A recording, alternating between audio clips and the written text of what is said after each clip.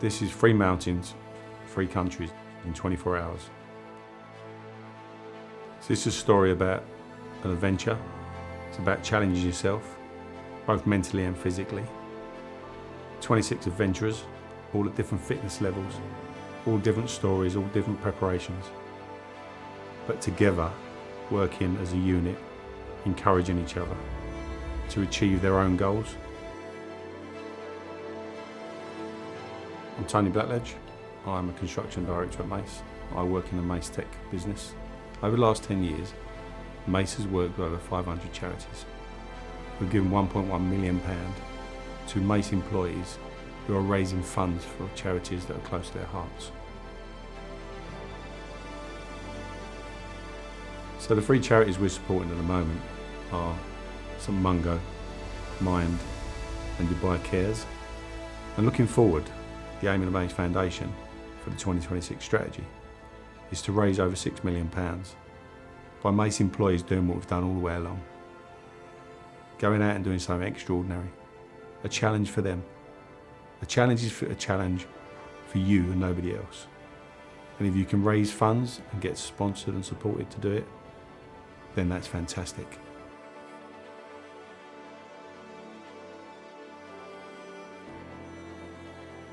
I had a major foot operation last November and I had 3 metatarsals shortened. I've got 4 screws in my foot. And this was somewhere around, I don't know, February maybe last year. I'd only just come out of a foot brace. And I thought, well, that's a bit of motivation, that'll get me training hard. And then it was a random, like, put your name in a hat, and within no time, Amanda had come back to me and said, Tony, Andrew would like you to do it with us. And at that moment, I think that was quite a good idea until it actually told me I was selected. And then I thought, right, training plan. That's because I have to be focused, I have to have a plan with most things I do. So I wrote myself a training plan, how much walking I was going to do, how much cardio I was going to do, what foods I needed to eat. I need to lose a little bit of weight, or quite a lot of weight to be fair, but a little bit of weight. And so I started. It was when I bought myself a new pair of boots. And I ended up where I live in Billericay. There's a couple of really steep hills, but they're residential hills in residential streets. And they was my training, it was my training platform. So I literally spent days and days walking up these hills in this residential street. I was worried the police would rock up at some stage and go, are you scoping out the houses to burgle them or something, because you were up and down this street all the time.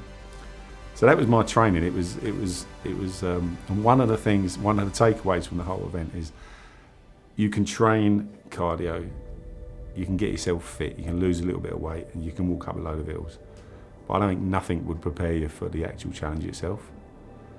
I remember going up up Ben Nevis, thinking, hey, she's quite nice, a nice little walk, and we was having a laugh on the way up, and it was quite good fun.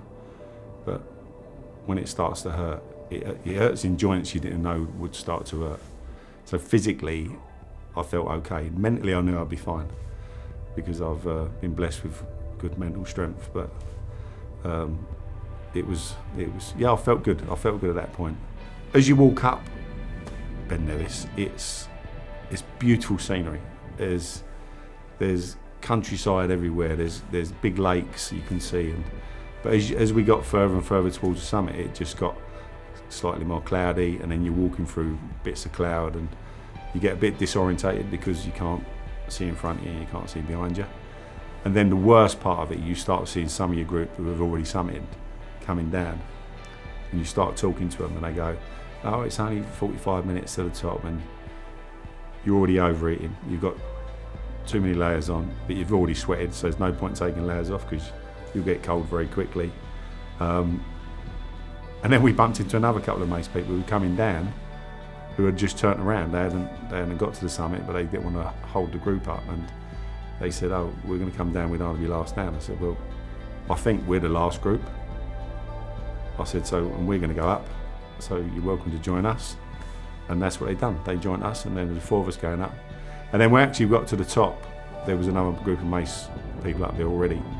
But as you're coming down, you had to rely on the head torches because it got dark. And when it gets dark, it gets really dark. So and the cobbles coming down with damp and slightly slippery. I got a wrong footing somehow, and I'd done a full commando roll into the field. I've never done a commando roll before, but I remember doing is tuck your head in, because if you're going to hit anything, it's going to be your head. So I tucked my head in and done full commando roll and literally come back onto my feet. And Kelly was laughing her head off and Sophie was laughing because I wasn't injured. They weren't laughing because I might have injured myself. They said, you're okay, and then they was laughing, saying, I wish we had a camera for that, because that was brilliant. Because it was really slippery. Coming down right at the bottom was really slippery.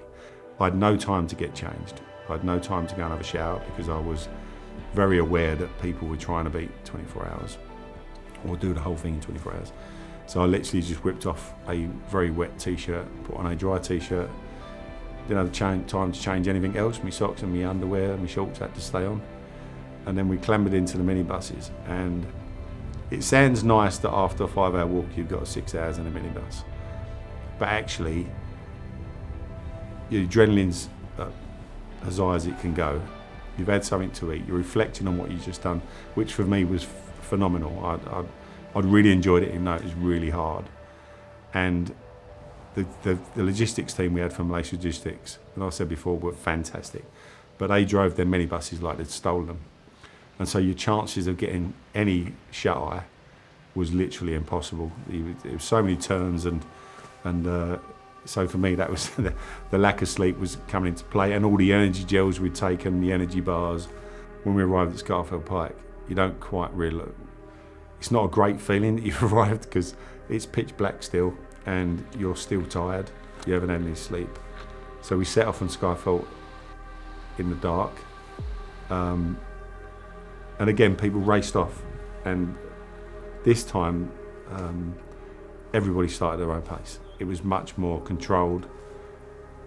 But for me, it was the loneliest walk, even though you was walking with people.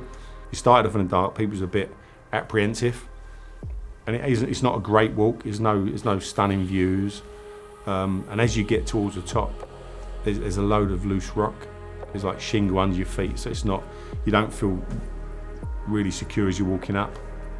And there was a few bit of quite unpleasant terrain that you had to manoeuvre through.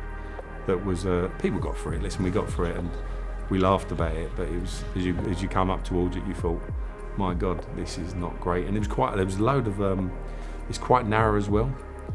And you met a load of nice people coming down, and you'd have a general conversation about, was they just walking it this morning? There were some people walking their dogs. And then obviously we're doing the 3 peaks, and they look at us and say, yeah, you look like you're doing 3 peaks. You're exhausted. And then they give you that bit of news that, it's easy, it's only another hour and a half up and you're exhausted, and that news hits you again. But again, we had a great time going up it. Summiting was brilliant. It's always great summiting, don't matter what you can see.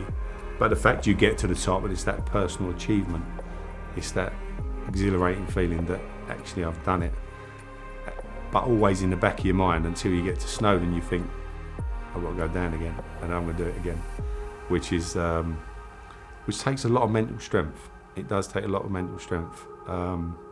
So we coming down again, we bumped into Sophie and Kelly and Andrew, and we walked all the way down again. Again, wet top off, no change of socks, no change of shorts, back in the van, and then you're back into the getaway driving for the next 6.5 hours.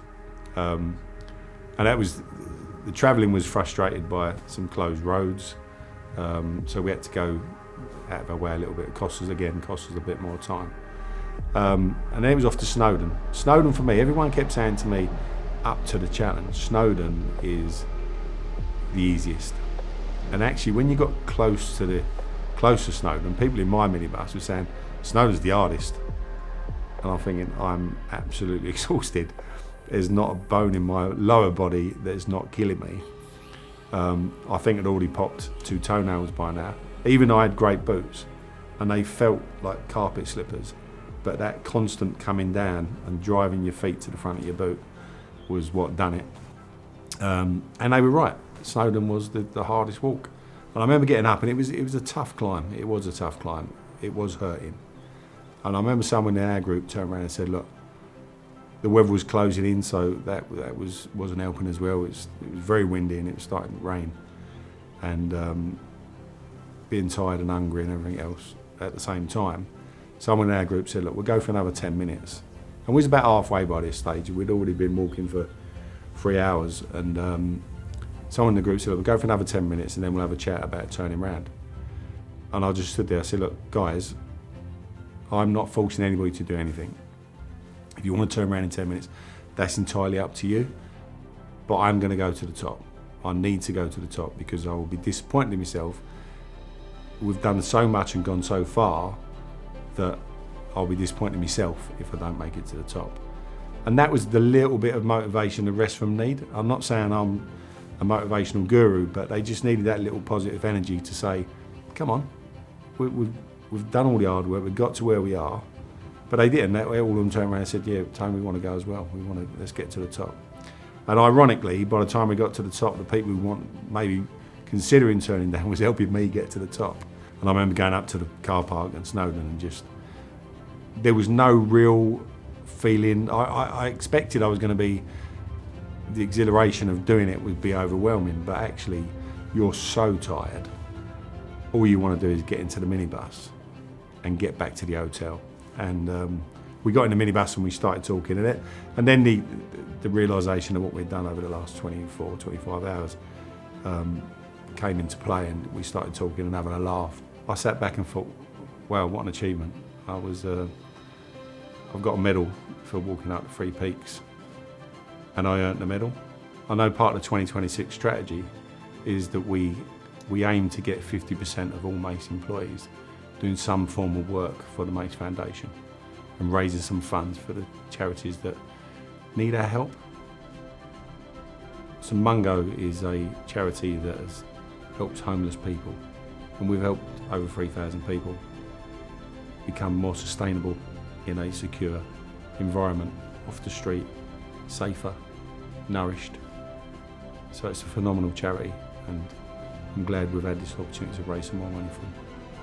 Mind is a charity, as you can well imagine, that people are struggling with mental health issues. We've helped over 20 million plus people with the ability to them to contact someone, reach out to someone, get some advice and help. So Dubai Cares is a charity that we've helped build free schools in third world countries to promote and support education for children with less opportunity than we've got in the UK. And it's a phenomenal charity, and again I'm glad we could help them. So the Mace Foundation also has helped countries where natural disasters have taken place, whether it's Hurricane Harvey, bushfires in Australia, flooding in Serbia, and the ongoing crisis in Ukraine. There's something that makes you push yourself when you know you're doing it for charity. That achievement, that sense of, listen, whether you do it or not, people have sponsored you. The money's going to be the same. But it's that personal feeling inside you that you've earned it. People have sponsored you because of either the person you are or the cause you're working for. And over the years, the Mace Foundation has been going for 10 years. And over them 10 years, we've managed to raise £7.5 million. If you put that into social value, it's approximately £44 million worth of social value. And one of the main aims of the Mace Foundation is to encourage Mace employees who do it in abundance, by the way. There is always something going on. Someone's doing a fantastic challenge or achieving something that's extraordinary for them. Going out and doing something extraordinary. A challenge for them. A challenge is a challenge for you and nobody else. And if you can raise funds and get sponsored and supported to do it, then that's fantastic. Well done.